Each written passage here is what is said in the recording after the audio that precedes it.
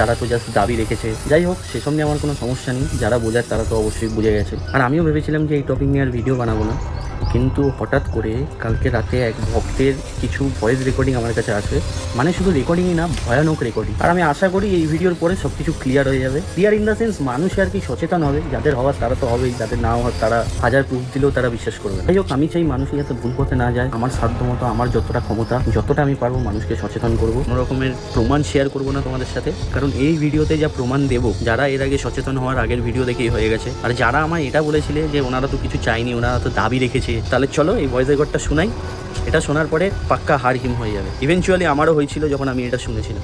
তোমরা শুধু শোনো এটা, তারপরে তোমাদের বক্তব্য শেয়ার করো। আর এখানে এই ভয়েস রেকর্ডে কার ভয়েস আছে আমি জানি না, কারণ আমি এর আগে যাইনি, মানে তাদের ভয়েস আর কি আমি সামনাসামনি শুনিনি, তো কার ভয়েস আমি সেটা বলতে পারবো না। কিন্তু তারপরে বাকি কথা হচ্ছে, মন দিয়ে শুনবো। হ্যাঁ, জয় আমার শাশুড়ি ম্যাডাম বলছি ম্যাডাম, যদি একটু ম্যাডাম এই টাকাটা একটু দিতেন ম্যাডাম, মুস্তাছেন ম্যাডাম, মায়ের জন্য এটা খুব ভালো হতো ম্যাডাম। আজকালের মধ্যে মানে আপনি যখনই পারবেন এর মধ্যে যদি দেন ম্যাডাম। টাকাটা যদি দিতেন আজকালের মধ্যে, মানে যখনই পারবেন আপনি যদি দিতেন ভালো হতো। কিসের টাকা পরে আসছি। চেক বা মায়ের অ্যাকাউন্টে ম্যাডাম, আপনি অ্যাকাউন্ট ডিটেলস কি দিয়ে রাখবো ম্যাডাম? চেক বা আচ্ছা ম্যাডাম, মায়ের কোনো অ্যাকাউন্ট জয় আমার ডিটেলস, শাশুড়ি ম্যাডাম বলছি ম্যাডাম। ঠিক আছে, চেক বা মায়ের অ্যাকাউন্ট ডিটেলস দিয়ে রাখবো, সেটা জিজ্ঞেস করলো, ঠিক আছে, ভালো কথা। কেউ হয়তো টাকা দেবে বলেছে, সেই জন্য চাইছে।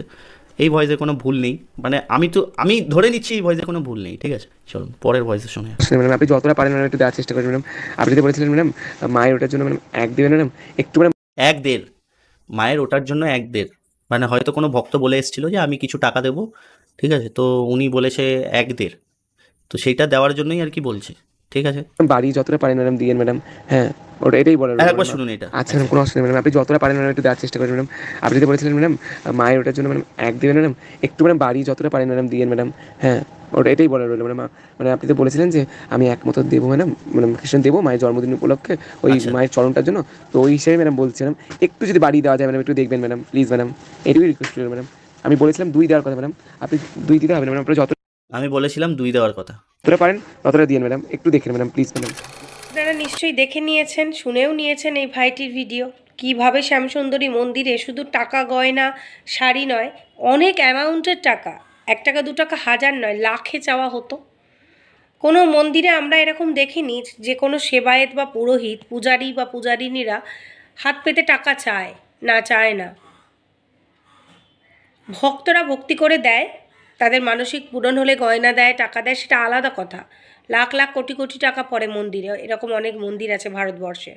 সারা ভারতবর্ষ জুড়ে প্রচুর মন্দির, প্রচুর তাদের ট্রাস্টির প্রচুর টাকা পয়সা, কিন্তু তারা চায় না, ভক্তরা দেয়। আর এখানে রীতিমতো মানে ব্রেন ওয়াশ করে করে টাকা চাওয়া হয়েছে, এবং এইগুলো যারা তুলে ধরছে সাধারণ মানুষকে সচেতন করার জন্য, যাতে তারা না ঠকে। আর কারণ এরা মাকে নিয়ে গেছে, এত বড় সাহস, মন্দির থেকে মাকে নিয়ে চলে গেছে। ভাই তোরা যেতিস যেতিস, আমি একটা কথাই বারবার বলবো, ভক্তদের ইমোশন নিয়ে খেলে মাকে নিয়ে যাওয়ার অধিকার এদের নেই, এদের নেই।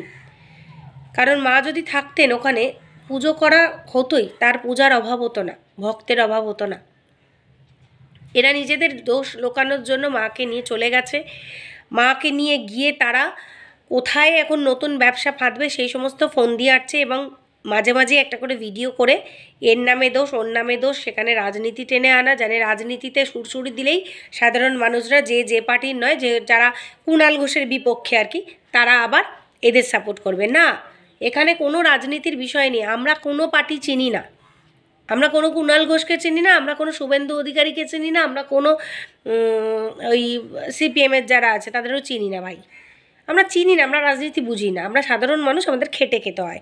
কোনো পার্টির লোক এসে আমাদের চাকরি দেয় না, ব্যবসা দেয় না যে করে খাও, ঠিক আছে। তো আমরা চাইবো সাধারণ মানুষ হয়ে সাধারণ মানুষের পাশে দাঁড়াতে, তাদেরকে বাঁচাতে, ঠিক আছে। তোমরা কিন্তু সুযোগ বুঝে রাজনীতিতে যাবে, এ সেবায়েতদের বলছি, তাদেরকে টাকা পয়সা দিয়ে চুপ করাবে। হ্যাঁ, আমরা কিন্তু সেগুলো নই। আমরা সবসময় তুলে ধরবো ইউটিউবাররা সাধারণ মানুষদের চোখ খোলাবো এবং প্রতারণার হাত থেকে বাঁচাবো। অতএব ভুলভাল বুঝিয়ে এখানে কিছু করা যাবে না। এই যে রেকর্ডিংটা, এই রেকর্ডিংটা আগেও আমি শুনেছিলাম কোথাও, তো আর একবার আপনারা শুনলেন। তো আমরা কেউ মিথ্যে বলছি না, এত মিথ্যে হতে পারে না, সবাই মিথ্যে বলতে পারে না। এত তো মন্দির আছে, কোথাও তো কেউ রেকর্ড দিচ্ছে না, কেউ তো বলছে না, কেউ বলছে না তো, কারোর নামে তো শোনাতে পারেনি, জোর করে চাপ দিয়েও শোনাতে পারেনি। কী অদ্ভুত বিষয়, তাই না? তো যাই হোক, আপনারা ভালো থাকবেন, সুস্থ থাকবেন। প্রতারিত যারা হচ্ছেন তারা অবশ্যই আওয়াজ তুলুন, সব কিছু জানান, আমাদের ক্রিয়েটারদের জানান। আমার ইনস্টাগ্রাম আইডিতে আপনারা আপনাদের প্রতারিত হওয়ার যে কোনো প্রুফ পাঠাতে পারেন, সেটা আমি অবশ্যই তুলে ধরবো সাধারণ মানুষের কাছে, যাতে তারা আর প্রতারিত না হয়।